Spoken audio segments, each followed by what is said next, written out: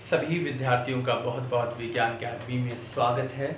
आज के इस लेक्चर में हम बात करने जा रहे हैं क्लोज पैकिंग पर, निबिड़ संकुलन पर। आपके दिमाग में ज़रूर आएगा कि ये क्या हुआ करता है।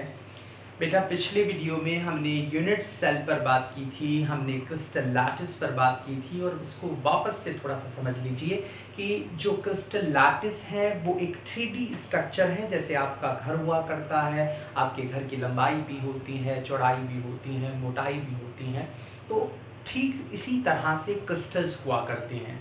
उसको बनाने वाली जो इकाई होती है वो इकाई कोष्ठिका हुआ करती है।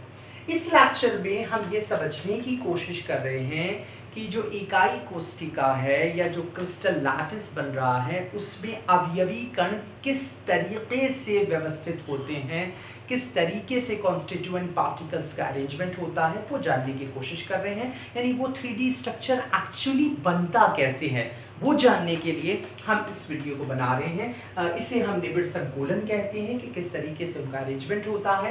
देखिए बेटा, कोई भी 3D एकदम से 3D नहीं बन जाती है। आपने अपना घर बनाते हुए लोगों को देखा होगा, वो जब दीवार बनाते हैं तो वो ईंटों को पहले एक लाइन में जमाते हैं, फिर एक लाइन पर दूसरी लाइन रखते हैं, तीसरी लाइन रखते हैं, इस तरह से 2-3 लाइंस वो और आगे की तरफ जमाते हैं तो वो मोटाई होती है। इसी तरह से दीवार की चौड़ाई बनती है, लंबाई बनती है, और कुछ दिनों के बाद हमारे सामने एक पूरा घर का स्ट्रक्चर सामने आता है। तो एक क्रिस्टल के अंदर किस तरीके से ये सब कुछ होता है उसे जानने के लिए देखिए ये वीडियो पूरा लास्ट तक देखें।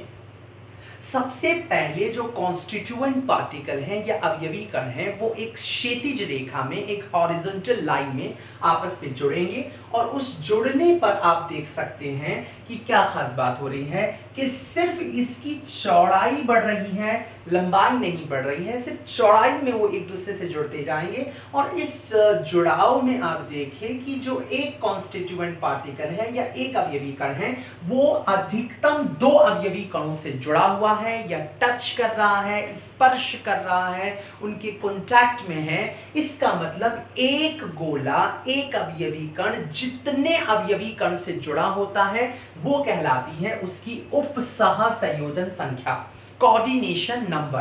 तो पता चला ये जो वन डायमेंशनल स्ट्रक्चर बनेगा, ये कैसे बनेगा?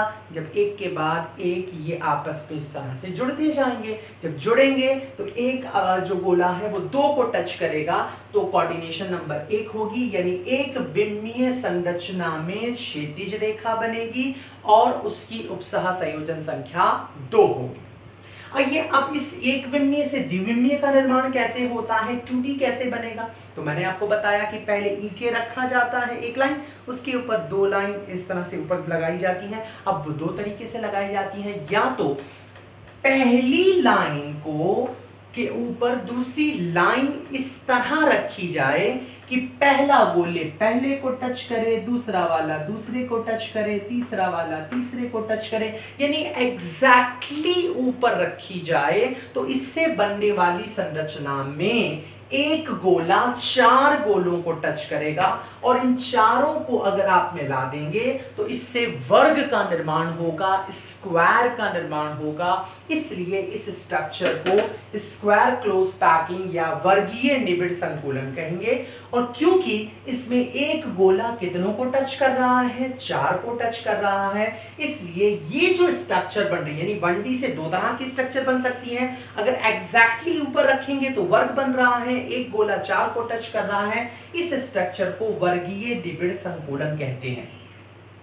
दूसरा तरीका ये हो सकता है कि हम दूसरी लाइन को पहली लाइन पर इस तरह रखें कि पहली लाइन के बीच जो जगह खाली रह गई है वहां पर दूसरी लाइन को रखें। तो इस तरह से अगर हम करते हैं तो क्या होगा, एक गोला 6 गोलों को टच करेगा, और इन 6 के 6 गोलों के केंद्र को आपस में मिला दें तो इससे एक षटकोण का निर्माण हो जाएगा। इसलिए इस स्ट्रक्चर को हेक्सागोनल क्लोज पैकिंग या षटकोणीय निबिड़ संकुलन कहते हैं, क्योंकि एक गोला 6 को टच कर रहा है तो अब इसकी जो उपसह संयोजन संख्या होगी वो 6 होगी। अब हम इस वर्गीय निबिड़ संकुलन की 3D देखते हैं। तो वर्गीय निबिड़ संकुलन की 3D बनाना बड़ा आसान है। आप एक वर्गीय निबिड़ संकुलन की एक लाइन बना लें, एक पूरी जो है परत बना लें, उसके ऊपर दूसरी परत, फिर तीसरी परत, फिर चौथी परत, इस तरह से ऊपर होकर के मोटाई बढ़ती जाएगी। तो उससे क्या बन जाएगा, इस तरह की एक 3D या त्रिविमीय संरचना बन जाएगी। ये हमारा मैटर ऑफ डिस्कशन नहीं है, यानी हमें इतना गौर से नहीं पढ़ना है। हमें जो पढ़ना है हेक्सागोनल क्लोज पैकिंग की 3D कैसे बनेगी। यहाँ तक के वीडियो में आई होप आपको समझ में आया होगा कि पहले एक लाइन बनती है, उसके ऊपर वो लाइनें जो है और लगाई जाती हैं, उससे 2D बनता है और 2D से फिर 3D बनाया जाता है। अब 3D हेक्सागोनल क्लोज पैकिंग का 3D कैसे बनता है, किस तरीके से बनता है, क्या क्या महत्वपूर्ण बातें हैं, अगली वीडियो में उसका इंतजार कीजिए और शेयर कीजिए, लाइक कीजिए और सब्सक्राइब ज़रूर कीजिए। Thank you so much.